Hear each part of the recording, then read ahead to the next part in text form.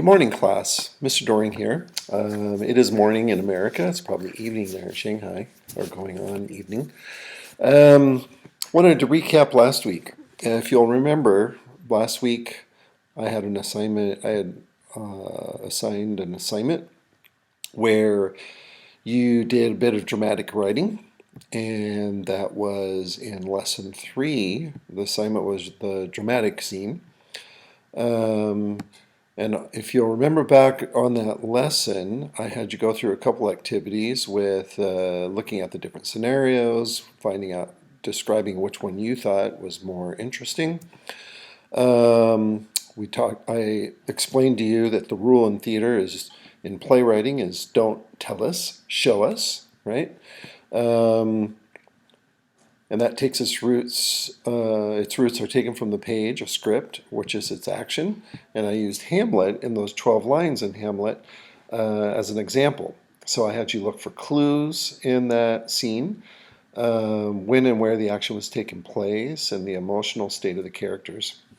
If you'll remember back, the scene begins with Marcellus and Bernardo, who are very concerned, you could even say scared, um, as what they just saw.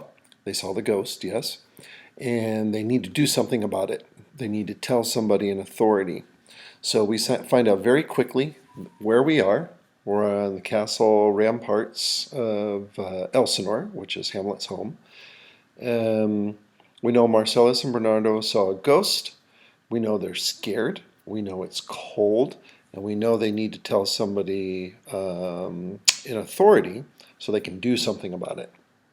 Okay? Shakespeare does all of this in less than a page in his longest play in the Shakespearean canon, the longest play he ever wrote. That's pretty cool.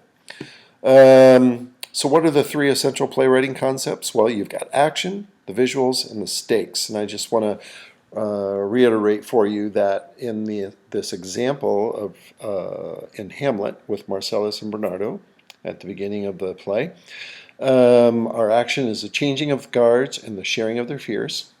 The visuals that the playwright, Shakespeare in this case, is trying to portray is how they perhaps draw their weapons. It's a dark, cold night. They reference that fact several times.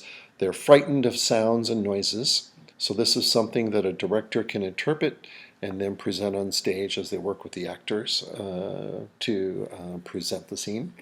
And then, of course, the stakes. And this is one of the most important things in playwriting, where in this particular case, Francisco is willing to use his weapon to kill or injure, not once but twice. Those are high stakes. I mean, nobody just pulls out their sword back in the day without ready to use it. Goes to this current, maybe you've heard it, this current saying that don't pull a gun and point it if you don't plan on using it. The idea is it's a weapon. It can destroy, it can hurt, it can maim, it can kill. So even back in the day, 500, 1,000 years ago. This play was actually set in 1066 AD, leading up to the Norman conquest. Nobody pulled their sword on anything unless they intended to use it. And the fact that a ghost was able to put this fear in the characters here, where they would go to such a state as to pull out their sword and threaten the air with it, gives you a very clear visual and also shows you the high stakes that's involved here. Shakespeare within the first page is telling the audience death is at hand, right? Death has happened, it's going to happen again. So then I ask you to rewrite those 12 lines of Hamlet in a narrative form, having all the characters express what they feel, using their lines only, narrating what it is they feel. The reason I have you do that is so you can get that sense of how it is for a character to talk about how they feel, as opposed to dialoguing with another character and expressing how they feel without saying it exactly. All right. Then I ask you to choose one of these topics right here. A character expressing a specific fear to another character, or a character expressing love for another. And this was an entirely fictional assignment. It was a solo assignment. Anything goes as long as you were looking at the actions, the visuals, and the stakes, and how you're going to project those in your little scene with your dialogue, and you are choosing one of these topics, fear or love, to another person. If you'll remember back, I asked you to start your scene with the line, "You better stop or I'll swear, I'll scream," and then I asked you to write. Most of you did a great job. Some of you struggled a little bit remembering to take into consideration actions, visuals, and stakes. We're going to move forward referencing those 3 important items as well as other things in our next assignment this week. Now, one of the most, I think, confusing things for some of you was how to properly format a play. I gave an example right here, formatting a play, example attached. And we're going to keep referencing that example because the format of a play is super important. And why, Mr. Doring, do I have to have a play formatted in a certain way? Well, it makes, for one, it makes it easier to read. Number two, using the proper format or the proper font spaces everything out in a way that's easy on the eyes.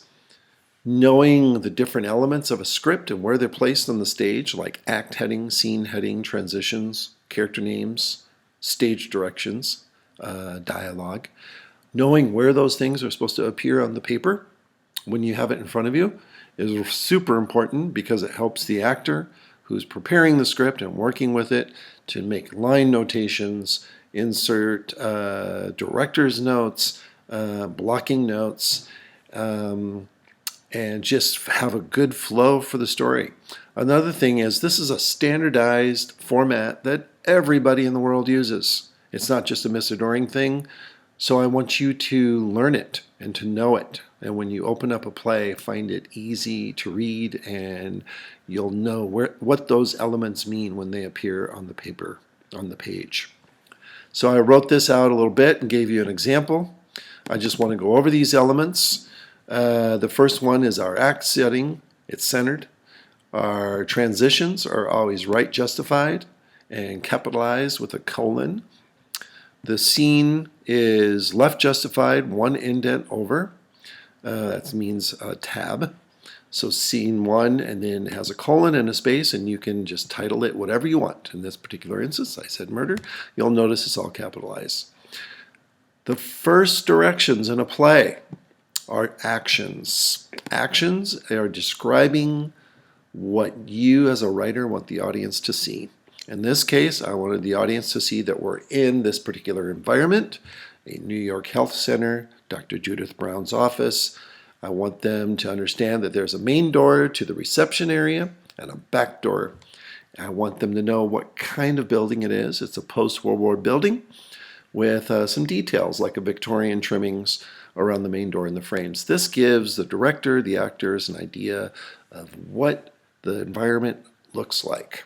So when you consider actions, please think about what you want your audience to see and what the characters, and usually as a writer, it's that idea comes from what environment you want the characters to be in and to interact with.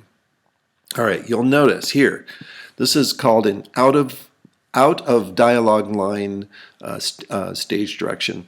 It's what we call a parenthetical. It has parentheses on either side, and it's italicized. Yes?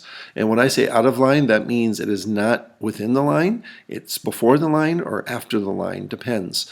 But either case, you'll notice there's one line space between a parenthetical line and the character's name. And we know that a character's name is capitalized. There is no punctuation behind a character's name.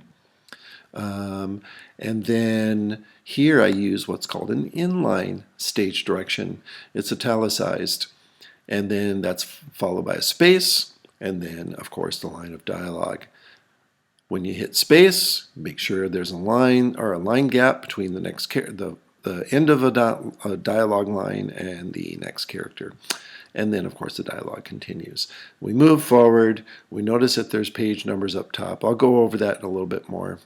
I underline this here because this is a way you can lend emphasis. If you so want an actor who's reading your line to know that you as a writer want to emphasize something, you can throw an underline on that particular word. Use that sparingly. Then finally at the end, there's another transition, fade to black. You'll notice I made an error. Oh, Mr. Doring, how terrible. I put a period after that fade to black. No, transition should only have a colon after the transition, not a period. So make that note. And then if this were the end of the play, you could put the end. If it was the end of the act, you could put end act. That sort of thing, right centered right there. I'll go over that in a little bit more. All right, so that is an overview of what we did last week. I inputted your grades. If you're not happy with your grade or you would like a second chance at tidying up a few things, that's great. Email me with your update. Don't post in Canvas anymore for this particular assignment, and I'll give it a look.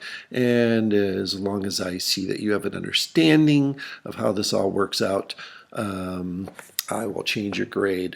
Remember, with your writing assignment last week, I was looking for I am looking to understand that you know how to incorporate actions, visuals, and stakes in your scene, and that you are able to properly format a play.